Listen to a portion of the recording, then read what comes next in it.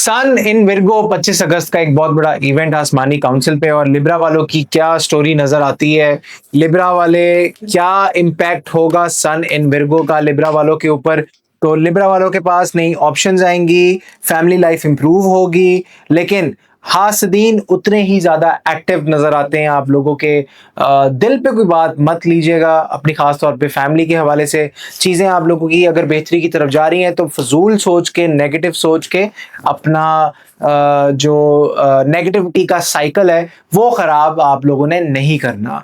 आप लोगों का जॉब और बिजनेस कैसा नजर आता है, जॉब और बिजनेस की एनर्जी कैसी नजर आती है, तो आपकी ख्वाहिशात पूरी होंगी, लेकिन नेगेटिविटी को छोड़ना पड़ेगा और पैसे भी आएंगे। चीजें आप लोगों की बेहतरी की तरफ जाना शुरू हो गई हैं, लेकिन आप लोगों ने बिल्कुल भी किसी भी किस्म का प्रेशर कामों के हवाले से नहीं लेना। आप लोगों का लव और मैरिज की एनर्जी कैसी नजर आती है, लव और मैरिज की एनर्जी आप लोगों की कैसी नजर आती है, तो लव और मैरिज में एक नई शुरुआत है, चीजें आप लोगों की बेहतरी की तरफ जाएंगी।